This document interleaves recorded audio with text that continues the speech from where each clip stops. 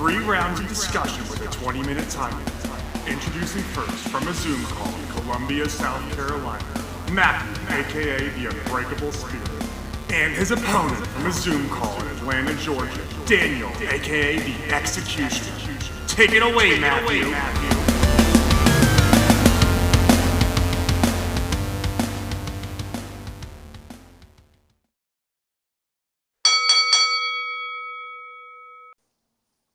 Thank you, Jesse, for that wonderful introduction. Hello, everyone. This is episode number 132. Right? Is that the number Yep. we're at? Yep. That's all right for the Unbreakable Spirit. And the Executioner, Daniel Travas.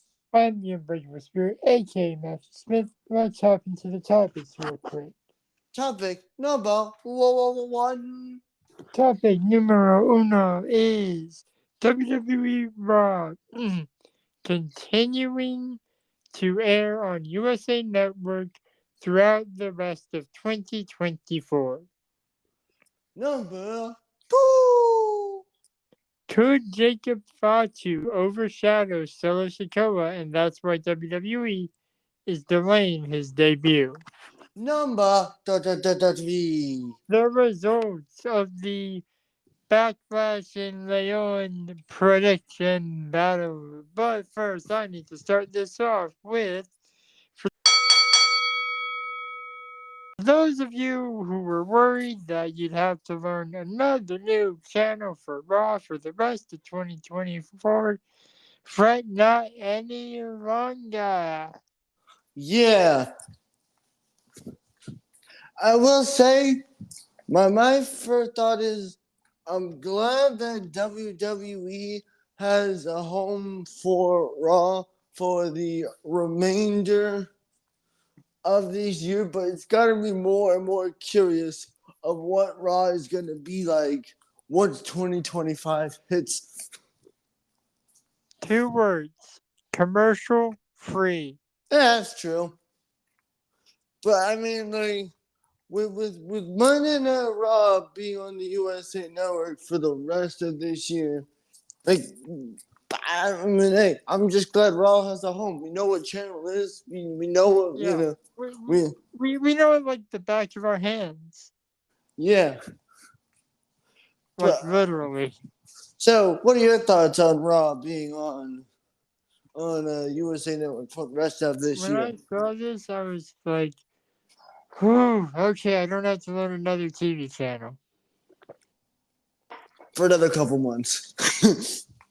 Well, for like what, until like, for like 6 months, I would say, 7 months at max. Yeah. Because when May and December will be the last month with work. My thoughts.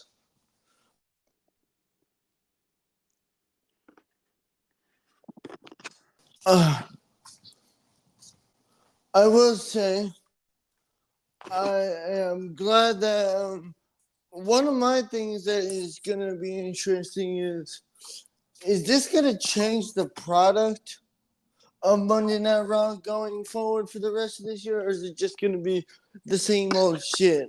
Just if you're asking, is WWE gonna go back to the Attitude Era when Raw moves to Netflix or whatever? I doubt they're gonna go back that far. They might go to like TV-14 rating, but I don't think they're gonna bring back like the Attitude Era in any way. I mean, yeah.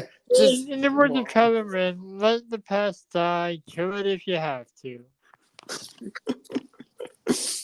That's how y'all can tell I spent my weekend doing a 3-day Star Wars binge. Truth be told, I'm glad that Raw has a home. I'm glad that Raw has a permanent, a home for the rest of this year. But other than that, there's really like nothing like what we do. Okay. So what? It's like, okay. Like, I mean, I'm just wondering, like, is anything about the product for this year, like, what's gonna be, or is it just gonna be the same old shit we've seen, or is it gonna be? I mean, it's probably not gonna be the same old shit because because with Triple H, you never really know what nothing's. Triple H is, in my opinion, a better creative mind than Vince McMahon, which might be a hot take, but probably not with some of Vince's decisions in the past. Yeah, Making Trish Stratus get on all fours and bark like a dog. yeah. What are your thoughts on these situations? It's honestly the best outcome that could come from this. And why do you say that? I say that because WWE fans don't have to change Monday night routine pretty much. Yeah, And also, by then, we'll have the two major league WWE brands on the same bit. oh yeah, that's true. We got Friday Night SmackDown moving to USA Network this autumn, October. Yeah, yeah. My That's when Raw's deal with MSNBC and USA Network expires. Since they've extended it to the end of 2024, they won't need to worry. I might as well just feed my TV on USA Network every day of the week. yeah, I mean, Raw. on Monday, Tuesday, and Friday. The only day I'd have to change it is Thursday. True, since you don't really give a shit about Dynamite. Yeah. I mean, my thoughts on Raw being on WWE on USA Network for the rest of the year is I'm glad that Raw has Wait, wrong. NXT's moving to the CW, so I would need to change the channel after Raw on Monday. yeah. I forgot about that. The Oh CW yeah. never escapes me, does it? Nope. It's like, ha, you think we're done with you? Ha ha, no. And like this is, and I know this is a little off. Uh, SmackDown aired on the CW for a while in the past. This is not WWE's first rodeo with that. And with that, the timer's run off. Time for the final thoughts. I will go first. Yeah. I'm just glad I don't have to change my routine, my TV channel in October. Any more? Any other thing you want to say? Nope, you can go now. Okay. Misa's final thoughts is I'm glad that Monday Night Raw is on the final. It's gonna be on USA Network for the rest of this year. But I'm glad that I don't have to when I'm not working. I know exactly what channel it is, how to find it and everything. And hey, But just think of it this way: it'll be even easier in 2025. it's true. Just Netflix app. Oh, there's Raw. Yeah, but I will say I am very intrigued, very, very, very intrigued, and very, very curious to see what the hell Monday Night Raw is going to be like on Netflix. Yeah, That's my favorite thoughts. free. Yeah, besides commercial free. That's my thoughts. All right, we will be back with topic number 2. Hello, everyone. We are back with topic number 2. Is Jacob Fatu gonna outshine Solo Sikoa? And that might be why his WWE debut has been delayed. Creative hesitant to let him debut. I mean, there also is the fact that he does have a little bit of a criminal record. That is the Yeah, winner. he was in gangs and kept getting arrested, and he actually saw his cousins, the Usos, on television or something while he was in prison. And he was like, "Screw it, let's give it a shot." How do I know that? I watched a video that titled what he thought of the Bloodline storyline, and there was segments before it, and that just happened to come up in it. My, He my actually watched the story despite going on for like what 4 years now. look, my truth be told, Jacob Fatu, like, I have looked up what like what the kind of Jacob Fatu can do in the ring. Oh my god. So the WWE roster should be worried when creative finally is not scared of bringing him up. Yeah, if this is Solo Sikoa's enforcer, nobody's safe with his like. Okay, like with like this man. Okay, this man is 6'1", and this motherfucker can do a springboard. Yeah, and like that actually brings up something I want to ask you. Since Solo Sikoa was the enforcer for the second iteration of the Bloodline, does he really need an enforcer? No, but you never. But with this version of the bloodline, you never know. That's valid.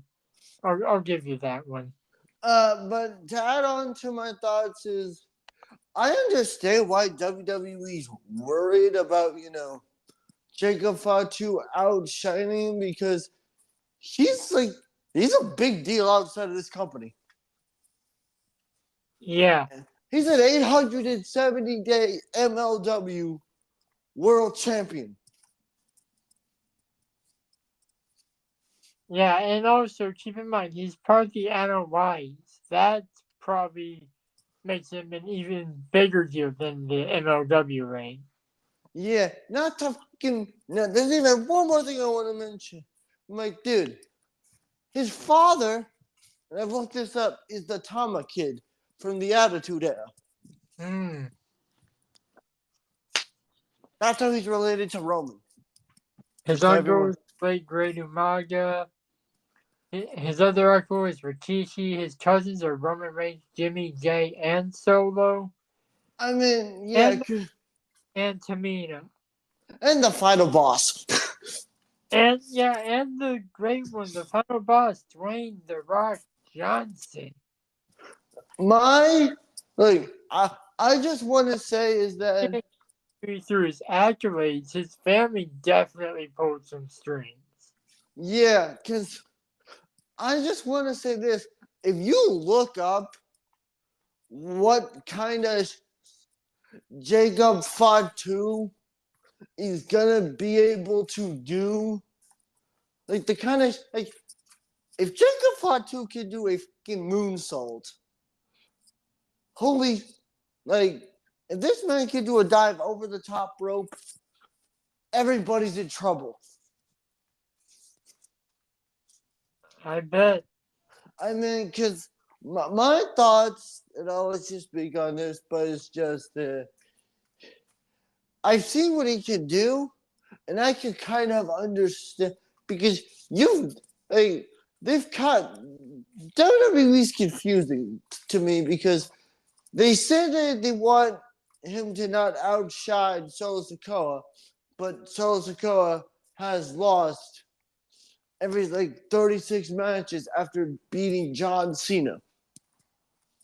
Yeah, so you're worried that someone outshined the other when you don't even let the one that you want to not be outshined shine. That's the thing that honestly confuses me. That's just WWE logic in a nutshell. What are your thoughts on this shit? The floor is yours. First off, language, we're trying to broaden our audience. And secondly, while it is confusing at times, I would trust the process WWE is going with, and hopefully they'll let Solo shine at some point. I mean, he did get his first PLE win since that match with John Cena, and we're going to talk about that in the next segment. But maybe who knows what will happen? Like, that's why we love pro wrestling. We don't know what's going to happen. Yeah, but I will say, It's a welcome surprise.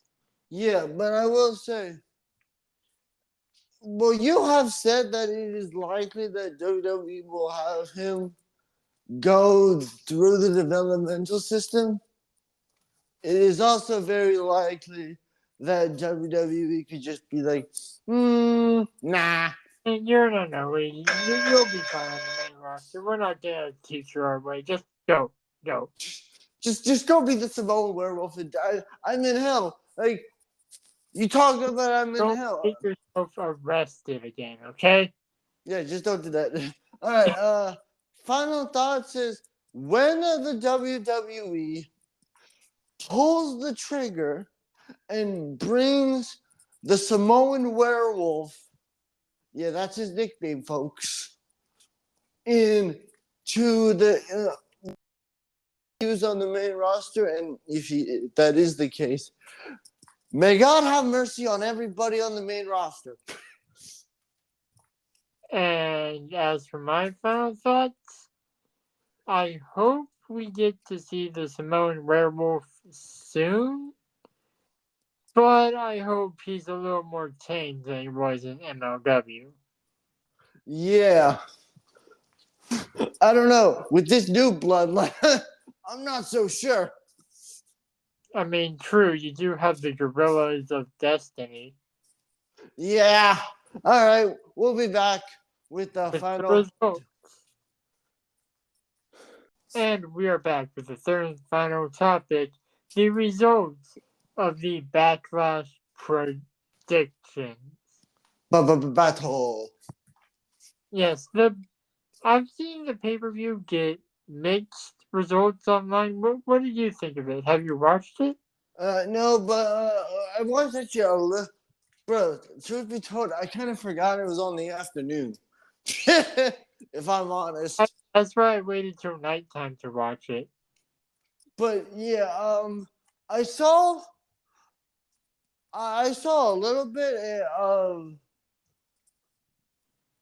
the card, and from what I saw, it makes me hey. I kind of wish the crowds in America were like this when I saw how the crowd was reacting in fucking France. Yeah. Anyways, let's get in. We're gonna go in order that we predicted because that's how I do the results. Our first one, I don't know why I didn't see this coming. Jey Uso versus Damian Priest. Yeah, This bro. match, it was okay. Yeah, but Jey Uso's entrance was so crazy that and I wish I was making this shit up. The noise that the fans in France were making for Jey Uso, they got a sound alert that they were making so much noise that the fans in the arenas were shaking the damn stadium and literally got an alert on their watch. Oh wow. That is how much the camera was.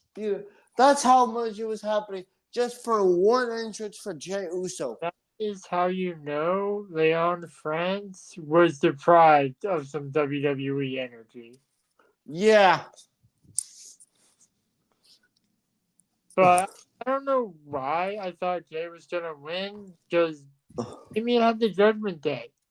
Yeah. The match from what I saw was okay, but it was. I just thought it was kind of weird how after the match he was like, "No, stop! Don't beat him up!" and be like, "Wait, what the fuck? Your heels? The fuck?" Like, what? That made no sense, honestly. Yeah. Yeah, Damian Priest in his first title defense retained. And the tower defense is the first defense is very important because it shows how your reign is going to go. Yeah. And if that match is any indication, Damien's gonna have a good reign. Mm-hmm. Anyway, Yeah. the next match, which I might actually skip because it was the main event. Yeah, I'm gonna skip it. Let's go on to match number 3 that we predicted, which was the WWE Women's Championship. Bayley versus Tiffany Stratton versus Naomi. Keep in mind, folks, for this match, we had a wild card. Yeah. That match was okay. Yeah, it wasn't the best, wasn't the worst. Who won said match? Bayley won, making it tied. Okay. The fourth match we predicted was the Strongest Storm versus the Kabuki Warriors. That match was actually very good. I'm not gonna lie. A lot of people have been saying that Jade Cargill isn't a good wrestler. First off, very disrespectful. Second off, she's new to the WWE. She needs time to adjust. She's trying to transition from the AEW style to the WWE style, Very quickly. which we don't know if it's working or not. No. I mean the match. What was your thought on the match, Matthew? I personally enjoyed it. And while I bet we all expected Bianca and Jade to be, well, quite frankly, rivals in the beginning, them as allies is a nice twist. Yeah. I'm just waiting until after they lose the tag team titles that someone's gonna betray someone. Yeah, and I just want to say this. I saw someone in the draft complaining on how Damage Control was drafted to Raw while they were the tag team champions. I had to correct them. It wasn't actually. It was on Reddit. And I had to show them that the women's tag team champions were eligible to be drafted, aside from the fact that champions were protected. Which is a weird thing. Anyway, but Yeah, anyways, the next match. oh wait, who won? Oh wait, right. Yes. I got two. Uh, The next match kicked off the show and was balls to the walls insanity. yeah, it started off. No, shit got so violent immediately that Nick was like, hold up, wait a minute, street fight. Yeah. It's like, The Bloodline, represented by Tama Tonga and Solo Sikoa, taking on the team of Kevin Owens and RK, Orton. or just RKKO. ROKO. Randy Orton, RO. Yeah. Just call it ROKO. But anyway, like you said, this match just went balls to the walls immediately. Yeah, like they didn't even they started fighting before the bell was even rung, if I remember correctly. Yeah, security people get stuck. Then Nick Aldis came out was like, you know what? Straight fight. And then I saw a TikTok of the crowd singing Randy Orton's theme as he entered. Yeah. The match was insane. Like, But what we need to talk about, what I think everyone is talking about now, is honestly, I don't think anybody saw coming. Oh, are you talking about Tana Loa? Yeah, so he had Tama Tonga got hit with a move off the top rope on a St. Church Belfast. Oh, like, oh, damn. And then 1, 2, yoink. Like, Now oh, today, you were a brother lose on it in his first televised match in WWE. yeah. So then Hey he, guys, Co's low rider bicycle frame. yeah. And then, what? Uh, Tana Loa was that guy that was teamed with Camilo? Unico for a little bit.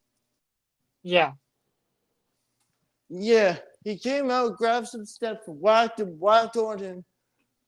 Samoan Spike, a 1. No, it was, no. Spinning solo, a 1, a 2, a 3, a good luck, everybody. the bloodline grows even stronger. Yeah, now Now you that got the those pets are reunited. now you got the gorilla on my. But And by the got way, to I have looked this up. Dude, the Gorillas of Destiny are 7-time IWGP Tag Team Champions. By the way, if Solo was smart and leaned this new bloodline, he would have them go after a town down under. Watch out, yeah. Grayson. And But from what we've seen on just Solo Sokoa, and from what we've just seen with those two, and now with Tamaloa, and with the later debut of Jacob Fatu to the Bloodline. yeah, waiting in the wings. Oh yeah, Cody, enjoy that title reign. Shine it up nice because you might not have it much longer. No, I'd be like hell. It could be Solo Sokoa that dethrones you. Yeah, anyways, this match was so crazy. I wasn't able to keep track of it, if I'm being honest. What, the street fight? Yeah. Yeah, this is match of the night, honestly. Yeah, and Solo's first victory since defeating John Cena on PLE. Yeah, I crowned Jewel. Next. Oh, Right. the Bloodline won. Just so people know. Which gives me a point. Just a little store recap currently. There's no way Travis can win. I am up by 2 points. He has 1. I have 3. And we forgot to mention the punishment. The loser has to watch a bad video game movie of the winner's choice. The match I skipped over was the second one we predicted. The WWE Undisputed Universal Championship. Cody Rhodes versus the phenomenal AJ Styles. For the first time ever. Yeah. AJ Styles is the only man to fight 2 different generations of the Rhodes family. The dad, in 2003, he successfully defended the NWA World Title against his dad. And 21 years later, AJ Styles battles that man's youngest son for the biggest prize in WWE. Yeah. But seriously, the crowd, like, I need to talk about this for a quick second. Like, the crowd for this entire arena was just nuts. It makes me for Bash in Berlin later this year. Yeah, and also when they go to Scotland. Oh yeah, Clash of the Castles. Sooner than Bash in Berlin, I'm pretty sure. Yeah, but I will say is that if this, and I hate to say this, but come on, America crowd. Like I mean, you got like Georgia, Chicago, and those crowds are crazy, but you don't cause a sound warning. yeah, I'm just like, oh come on. I'm like, oh come on. When the Braves, I'm like, oh come on. When you go to Chicago or you go to Philly, you get insane crowds. But any other city, it's just, eh. It's like it's like you're a crowd for a Japanese promotion being respectfully quiet. It's like, yo, yeah, like I go to an event, I'm just like, like anytime I go to a wrestling event in America, it's just like, it's kind of like, I kind of want to go to an overseas event and just to experience that energy. If I'm And now honest. what the crowd is saying, because let's face it, we probably took Spanish in high school. That doesn't help with French or German. Yeah, but that like, yeah, the match was, don't put it to, was the match phenomenal? If we're saying the Bloodline versus Randy Orton Kevin Owens street fight is the match of the night, I'd say this one was good. Yeah. Like, if we're doing this in like a tier list, the street fight is SS, and this match is S, maybe A. I mean, because I will say, like, the match was great, but I'm just like, yeah. And I'm like, okay, Cody, if that was your first title defense, and by the way, you mentioned something that I thought I mentioned, is that, ladies and gentlemen, this was the first time in 2 years since Matt Riddle challenged Roman Reigns that there's been no interference in a Universal title match. Well, yeah, because Roman had the Bloodline backing him up. Cody has no one.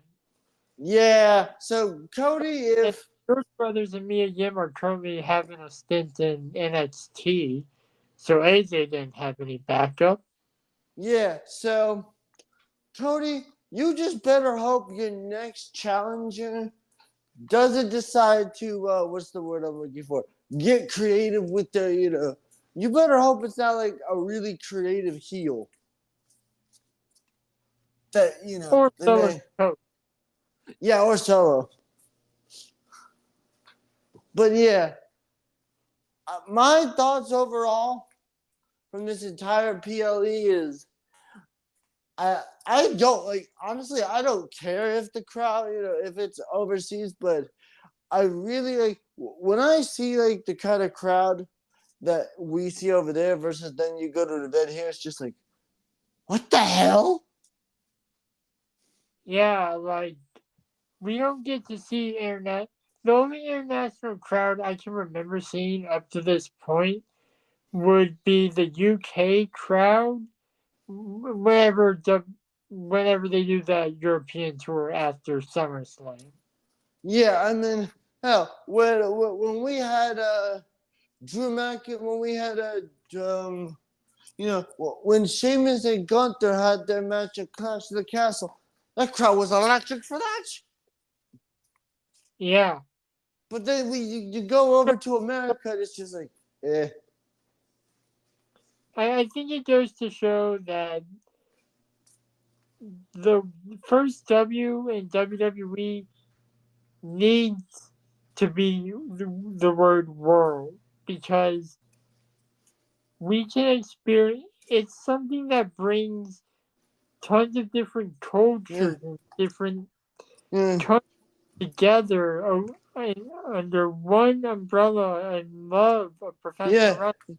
Okay, yeah, that's all we got. 31, which means I ended up with 4 points. Yep. Man, what I movie do I have to watch? everything, but you were getting bored, and I could tell. Yeah. which What means mo- you have to watch the live action Super Mario Brothers movie. Not the Oh one no! with Chris Pratt's voice, the one where real people played it and the Goomba kind of looks like Killer Croc from Suicide Squad. Oh no! Anyways, with that said, people, we're probably gonna discuss the crowds next week because let's face it, that's actually a good idea. We just try and fit it into this episode. Okay. Roll that outro.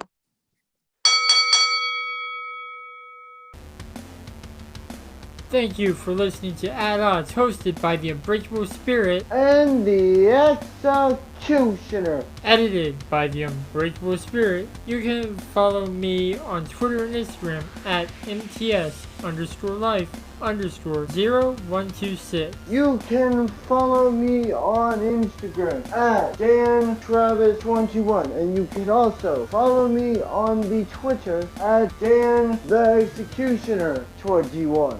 And you can follow the podcast at Odds Podcast. We'll be back next week with more debates and discussion. But until then, the Executioner and the Unbreakable Spirit will still be at odds. Thank you, losers.